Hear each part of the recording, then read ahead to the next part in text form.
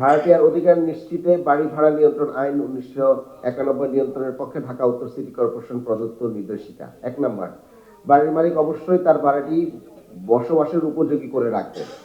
কারণ এর মানে ভাড়া দেওয়ার মতো উপযোগী না হলে একটি ঝুঁকিপূর্ণ বাসা কখনোই ভাড়া দিতে পারবেন না, এবং নোংরা বাসা ভাড়া দেওয়া যাবে না। সেই হিসেবে বাড়ির মালিকের প্রধান কাজ হচ্ছে, উনি যদি ভাড়ার জন্য এটা মুক্ত করেন, টুলেট দেন, তাহলে অবশ্যই এটা বসবাস উপযোগী হতে হবে।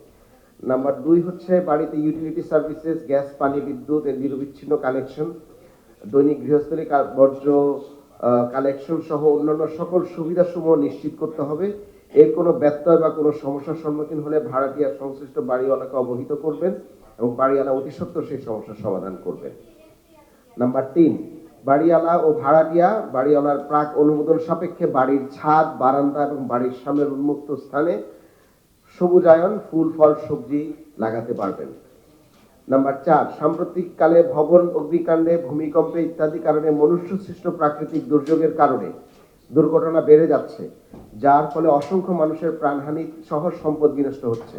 এমত অবস্থায় নিরাপত্তার স্বার্থে বাড়িওয়ালা তার প্রত্যেক ভাড়াটিয়াকে ছাদের এবং মূল গেটের চাবি শর্ত সাপেক্ষে প্রদান করবেন।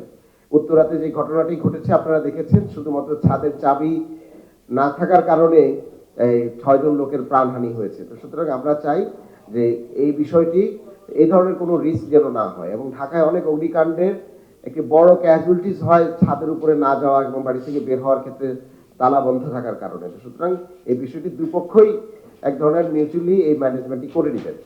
নাম্বার 5, ভাড়াটিয়া মাসের 10 তারিখের মধ্যে বাড়িওয়ালাকে ভাড়া প্রদান করবেন। বাড়িওয়ালা এদের অবশ্যই প্রমাণ কপি হিসেবে ভাড়াটিয়াকে প্রতি মাসে মাসিক ভাড়ার লিখিত রসিদ প্রদান করতে হবে। প্রতি মাসের ভাড়া দেওয়ার সময় ভাড়াটিয়া বাড়িওয়ালার কাছ থেকে ভাড়া প্রাপ্তির স্বাক্ষরযুক্ত লিখিত রসিদ সংগ্রহ করবেন। নাম্বার 6, বাড়িতে ভাড়াটিয়ার যে কোনো সময় প্রবেশাধিকার সংরক্ষিত থাকবে। বাড়ির সার্বিক নিরাপত্তা এবং শৃঙ্খলা নিশ্চিতে বাড়িওয়ালা কোনো পদক্ষেপ নিলে অবশ্যই ভাড়াটিয়াকে অবহিত করবেন এবং বাস্তবায়নের পূর্বে মতামত গ্রহণ করবেন। দ্বিপাক্ষিক আলোচনার মাধ্যমে যুক্তি অথবা ন্যায়সঙ্গত ব্যবস্থা গ্রহণ করতে হবে। কোনো বাড়িওয়ালা চাইলেই 10টার সময় দরজা বন্ধ করে দিবেন বলে যে নিরাপত্তার যেই ম্যানেজমেন্ট আমরা এখন প্র্যাকটিস দেখি, সেখানে মাথায় রাখতে হবে যে যিনি বাসা ভাড়া নিয়েছেন তার বাসায় যে কোনো সময় প্রয়োজন এবং জরুরত পড়তে পারে। তো সুতরাং জরুরি প্রয়োজনে তিনি যে কোনো সময় বাসার বাহিরে বাসায় ঢোকা এবং বাসা থেকে বের হওয়ার অ্যাক্সেস এবং এই অধিকার রাখেন। একই সাথে সাথে বাসার নিরাপত্তাটাও যেন নিশ্চিত করা যায়, সেই ক্ষেত্রে ভাড়াটিয়া বাড়িওয়ালা আলাপ করে এই সিদ্ধান্তগুলো নিয়ে নেবেন। কিন্তু কোনো ক্রমেই ভাড়াটিয়াকে তার বাসায় ঢোকার ক্ষেত্রে নির্দিষ্ট টাইম টেবিল বেঁধে দেওয়া যাবে না। নাম্বার 7, মানসম্মত ভাড়া কার্যকরী হওয়ার তারিখ হতে 2 বছর পর্যন্ত বলবৎ থাকবে। ভাড়া বৃদ্ধির সময় হবে জুন থেকে জুলাই। 2 বছরের আগে কোনো অবস্থাতেই বাড়ি ভাড়া বাড়ানো যাবে না। 2 বছর পর মানসম্মত দ্বিপাক্ষিক আলোচনা সাপেক্ষে ভাড়া পরিবর্তন করা যাবে। একটি কমন প্র্যাকটিস হচ্ছে যে জানুয়ারি মাস আসলেই বাড়ি ভাড়া বাড়ানো হয়। সুতরাং জানুয়ারি মাসে যারা ভাড়া বাড়ানোর কথা ভাবছেন এবং বলছেন, তাদের জন্য বলছি যে বাড়ি ভাড়া বাড়ানোর টাইম হচ্ছে ফাইন্যান্সিয়াল ইয়ার জুন থেকে জুলাই, এই ধরে ফাইন্যান্সিয়াল ইয়ারে আপনারা বাড়ি ভাড়া বাড়াবেন। কারণ আপনারা আপনাদের বাড়ি ভাড়ার উপর ভিত্তি করেই কিন্তু সিটি কর্পোরেশনকে ট্যাক্স দেন। সুতরাং যেই হারে, যে হিসেবে আপনারা সিটি কর্পোরেশনকে ট্যাক্স দেন, একই হারে আপনারা আসলে আপনারা বাড়ি ভাড়া বাড়াতে পারবেন। 2 বছর আগে বাড়াতে পারবেন না। নির্দিষ্ট সময় ভাড়াটিয়া ভাড়া প্রদান করতে ব্যর্থ হলে বাড়িওয়ালা ভাড়াটিয়াকে মৌখিকভাবে সতর্ক করবেন এবং নিয়মিত ভাড়া প্রদানের জন্য তাগাদা দিবেন। তাতেও কাজ না হলে বাড়িওয়ালা ভাড়াটিয়াকে সমস্ত বকেয়া প্রদান করে 2 মাসের মধ্যে বাড়ি ছাড়ার জন্য লিখিত সতর্কতামূলক নোটিশ প্রদান করবেন। ভাড়াটিয়ার সাথে সম্পূর্ণ স্বাক্ষরিত চুক্তি বাতিল করে উচ্ছেদ করতে পারবেন।